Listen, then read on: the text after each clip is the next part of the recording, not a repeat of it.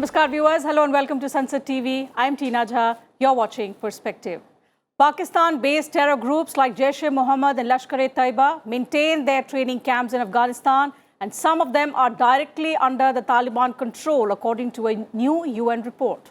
The 13th report of the Sanctions Monitoring Team under the Taliban Sanctions Committee says that Jaish-e-Mohammed maintains 8 training camps in Nangarhar, 3 of which are directly under Taliban control, while the Lashkar-e-Taiba maintains 3 such camps. The Tehrik-e-Taliban Pakistan, which is the TTP, blamed for a string of attacks in northwest Pakistan in recent months, accounts for the largest component of foreign terrorist fighters in Afghanistan, with their number estimated at several thousand as per the report, which is the first by the monitoring team since the Taliban takeover of Kabul in August last year. Despite the Taliban leadership's claims of not allowing Afghan soil to be used by foreign fighters, the UN report says several other foreign terrorist groups were still active in Afghanistan. There is an approximate presence of 180 to 400 fighters also affiliated with Al-Qaeda from Bangladesh, India, Myanmar and Pakistan, who are settled in various provinces of the country. How concerning is the report for India? Afghanistan once again being used as a breeding ground for terrorism. How threatening is it for the peace and security in India and also the region? To discuss this and more on the UNSC report, I'm joined on the program by a distinguished panel of experts. I'm pleased to welcome on this edition of Perspective Dr. Waiel Awwad. He's a strategic expert, West Asia. Major General retired Sanjay Mestone, he's a defense expert. And Dr. Arvind Gupta, Director, Vivekananda International Foundation. Thank you to all my guests and welcome to Sansad TV.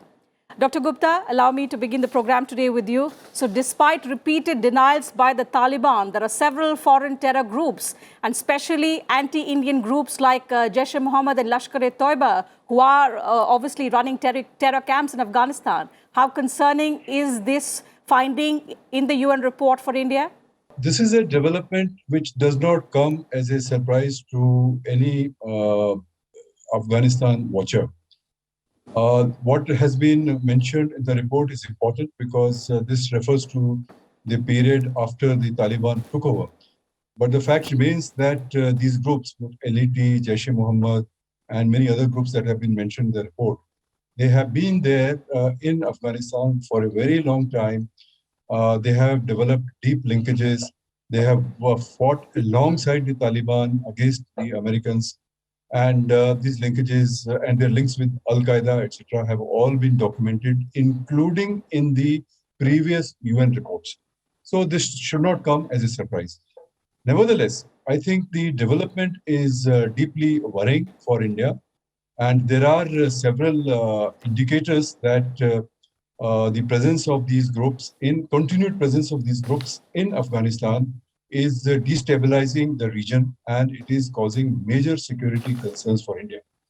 And one such issue is the steady flow of drugs, particularly heroin and some arms and ammunition, which have been going on for a long time. But a large number of seizures have happened since the Taliban took over.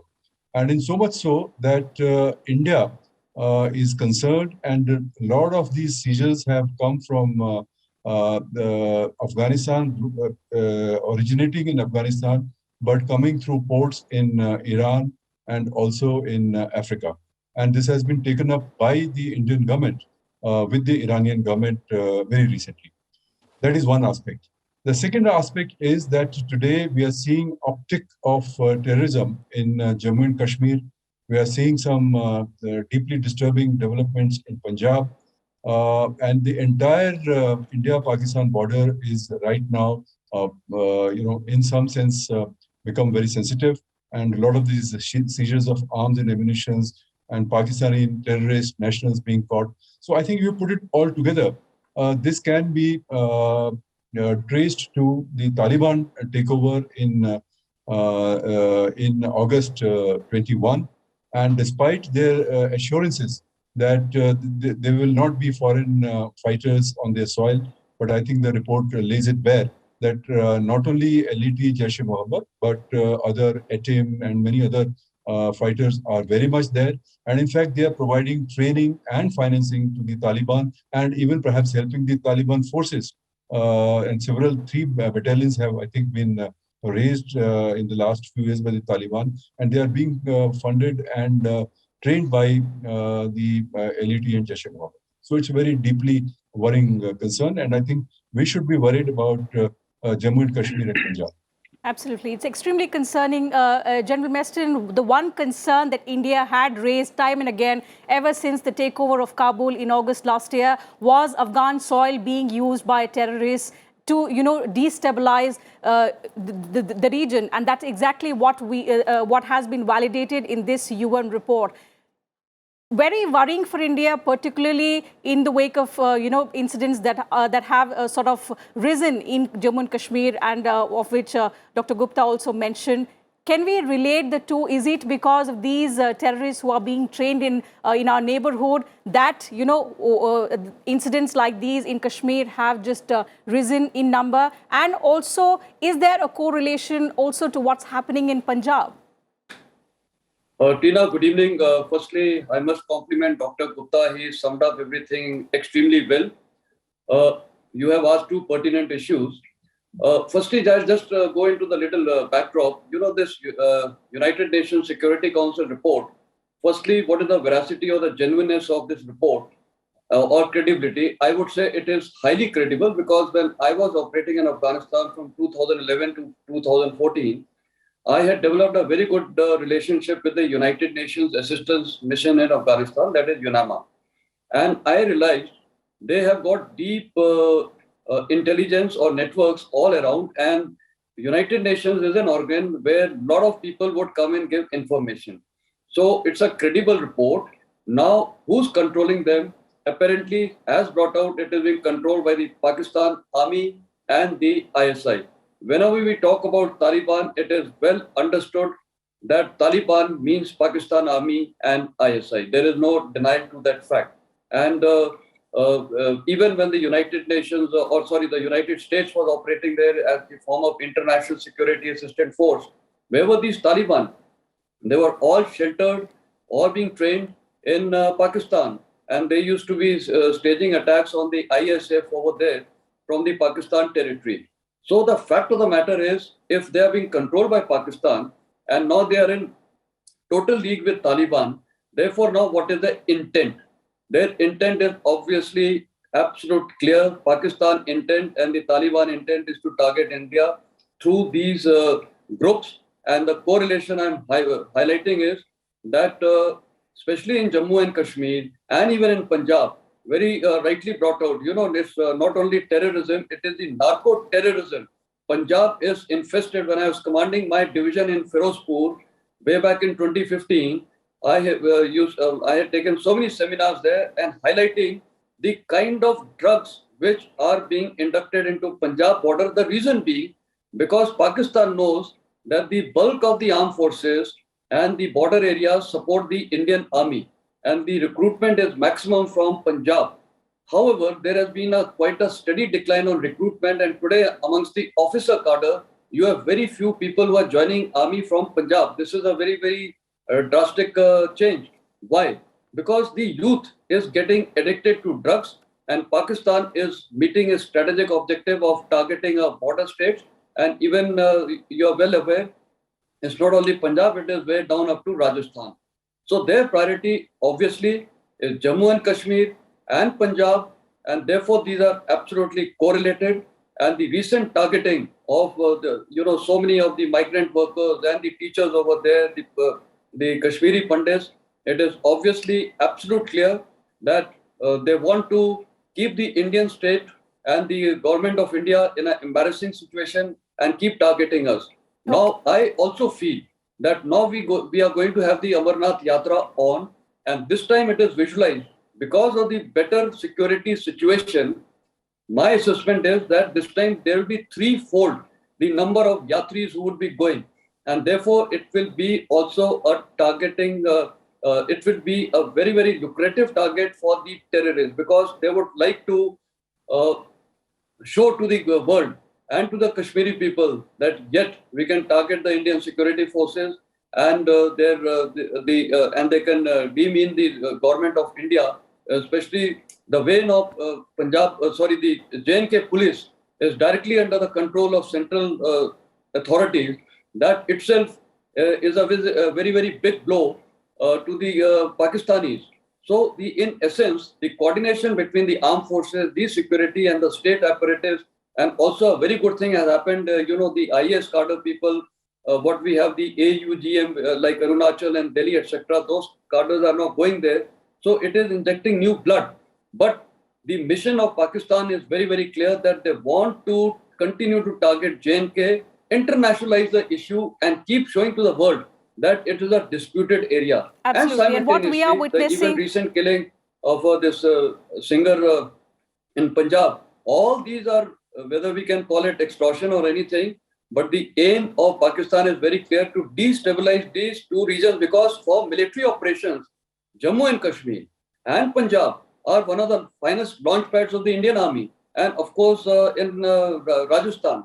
Absolutely. So what we are witnessing in Jammu and Kashmir and in Punjab is, of course, very, very worrying. It's an alarming situation for India. But Dr. Awwad, security implications for India would also have implications in the entire region, in the entire South Asia region, and also the world. Now, what can we expect next? Now, this report is out. It has validated the concerns that India has been raising for the past several months about terrorists, about Afghanistan being the breeding ground for terrorists, and that has now come out in the open in the UN report. How do you look at the findings of the report, and what's next? Can we expect members of the UN Security Council to, going forth, take some action?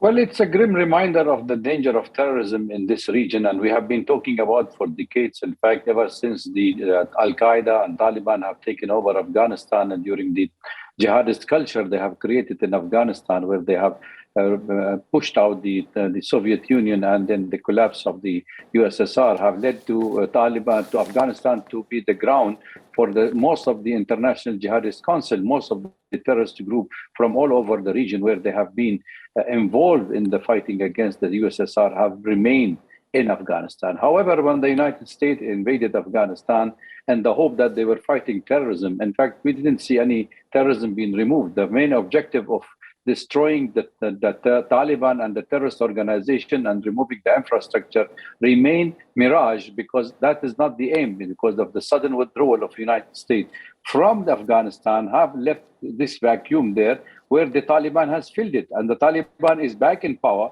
Now you have to tighten your belt, not only India, most of the region, in fact, even Pakistan, which has been the hub center of most of the Taliban fighters and all these groups during the time of the USSR, and they've been trained in camps in Afghanistan, in Pakistan. Now they are facing the music of their own poison, where they have cooked, where the Tehrik-e-Taliban Pakistan is the largest group in this region. And now, because of the American withdrawal, because of the sanction against the Taliban, they have left the money. Also, there was the $10 billion. They are not willing to give back the assets of Afghani people. This will lead to a resentment within the Taliban, who are running short of funds. So therefore, activating those groups back in Afghanistan will be of a great importance for those vested nations who wanted to create havoc in this part of the world and bring back the terrorism into South Asia. So India is not an exception. India is one of the main victims of terrorism. We all understand Lashkar-e-Taiba and their jobs, what they have done in India, and the attacks and the various attacks. Not only, I have been witnessing this for the last 4 decades, and I have been traveling extensively in both regions. And I can understand the sentiment and the pessimistic look for India in this region. However, I would say that India have also assisted well the development in Afghanistan after the sudden withdrawal of the United States, and recognize that the regional countries can play a major role in stabilizing Pakistan and make sure that it does not turn into a hub of terrorist organization again. And that's why we were always of the view that there should be some kind of a backdoor discussion. Because even if the United States and the rest of the world start recognizing the Taliban, that means we need to see how we can find the safety way of talking to the Taliban, and in a transparent manner, making sure that this, whoever is ruling Afghanistan does not turn it again into a hub for terrorist organization, despite the fact we all know that even the Taliban have said that they will not allow any foreign organization to play in their country. But if this report is of truth, then I think the answer will be with the Afghani government, has to come openly and invite the international community and special investigation team to look into those matters, especially of the neighboring country, whether it's India, Tajikistan, even Russia, even the Chinese, because most of those remaining terrorists from Uzbekistan, from Uyghur, from the Tajik forces, from even Tehrik-e-Taliban in Pakistan, all now they've become more active in this part. And by the way, Al-Qaeda also is quite active, and ISI have gained a ground in Afghanistan with the siphoning of fighters, terrorist fighters from Syria and Iraq into Afghanistan during the American troop presence there. And then that is where we are saying now, they have left the country and the South Asia for the mercy of its own countries to make sure they are able to find a solution or deal with the American. Because I'm saying here, my point is very clear in this point. If the American knows this organization, for the last 19 years, they have been occupying Afghanistan. They know well the infrastructure of Afghanistan. And now you do a sudden withdrawal, that means there must be something to meet the eyes, that there is a big question that terrorists have been used again as a tool for a political game. Absolutely. And the rise of Al-Qaeda, the issue that Al-Qaeda has not just been there in continued presence, but also the fact that its affiliate, Al-Qaeda in the Indian subcontinent, has emerged stronger is something that, enhances our concerns, particularly in India and the entire region. Dr. Gupta, Dr. Awwad mentioned finding solutions, among regional partners. And I recall at the Dushanbe Security Dialogue, the National Security Advisor had in fact mentioned that the solution to this problem lies particularly with those who are responsible for this threat having emanated in South Asia, indicating, of course, to the United States the fact that an economic reconstruction should begin, and that has been the thrust that India has been, putting on, especially with regional partners when it comes to Afghanistan. Can that provide some solution to this problem, to this breeding ground of terrorism that we are seeing now in our neighborhood? The problem is that the region has been left in a big mess by this sudden withdrawal, and which was really governed or dictated by the US interests. They were not really bothered about whether the region will be stable or not stable. They were more concerned about the safety of their own people, and they have left. The region is in a complete mess. It is true that the regional countries should try and find a solution. But we have seen over the last 20, 30 years, the region itself is divided. It doesn't have a common approach. And one of the most important countries of the region in the context of terrorism is Pakistan. And Pakistan, as General Mestone said, has a policy of supporting terrorism. Its agencies are hand in glove. And as Imran Khan, Prime Minister Imran Khan at that time said that this is liberation and salvation. This is the kind of words he had used when the Taliban took over. So long as Pakistan comes on board, it is very difficult. As we speak, there is this discussions which are being held between the Pakistani agencies, government, and the TTP, and the Taliban are playing a role. Now, it's an unholy nexus which is at play. So I'm not very sure to what extent the region can really put its act together. And now region is further divided. We have this Russia-Ukraine war, and the international community, most of these Western countries are now following a policy of isolating Russia. And Russia has become, it's almost bleeding Russia now in Ukraine. And Russia will naturally be now distracted. So what is the region that we are talking about? The Shanghai Cooperation Organization, in which we are a part, we have made this point several times that terrorism should be an important issue. And these routine statements are issued, but nothing is done because Pakistan is very much a part of the Shanghai Cooperation Organization. It won't let you do anything. And if you notice, if you read the report carefully, the para which talks about LAT, Jaish-e-Mohammed, etc., has a line towards the end which says that a member country said that these camps do not exist and these have been cleared in certain operations.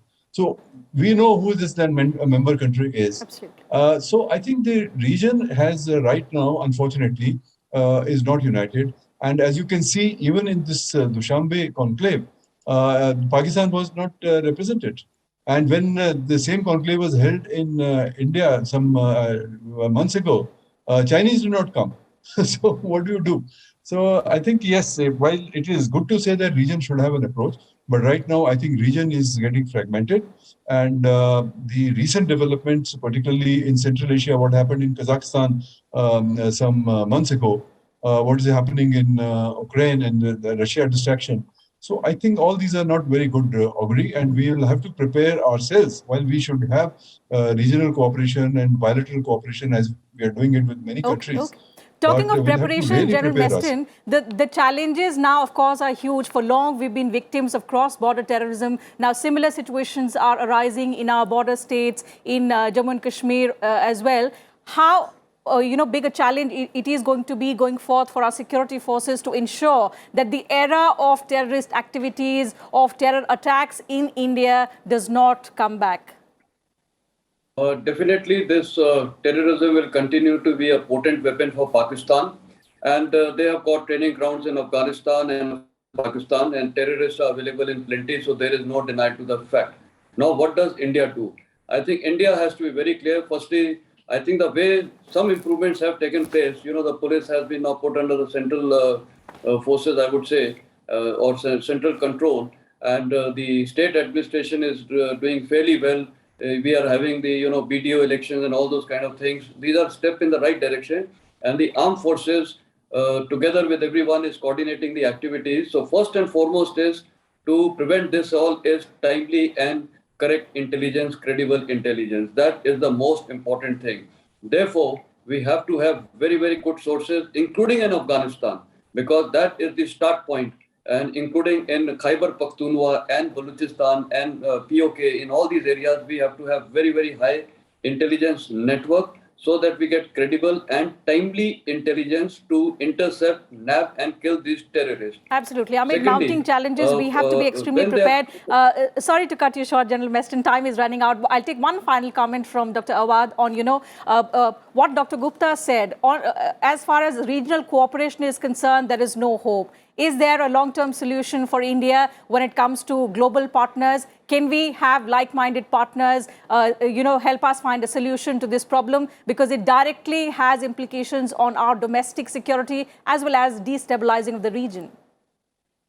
Well, I think fighting terrorism alone will be very difficult for any country. Terrorism doesn't know a border, doesn't know a religion, doesn't know any country, but therefore there has to be a collective kind of a measure should be taken out together. India have submitted a draft, you remember, to the United Nations, comprehensive fight against terrorism, which has never been taken seriously by the United States and the rest of the Western world. But I think it is a high time now. We should be all the country responsible for this who created the mess in Syria and Iraq and Afghanistan and Libya and Yemen, all in Morocco, all these countries which have been involved in promoting terrorism also, and they are siphoning them. You have to see the future trends which is taking us, whether it is Pakistan and Turkey now, the axis that have been growing, and all these terrorist groups now gaining access back into Afghanistan. And also we have to look into all these issues in a whole.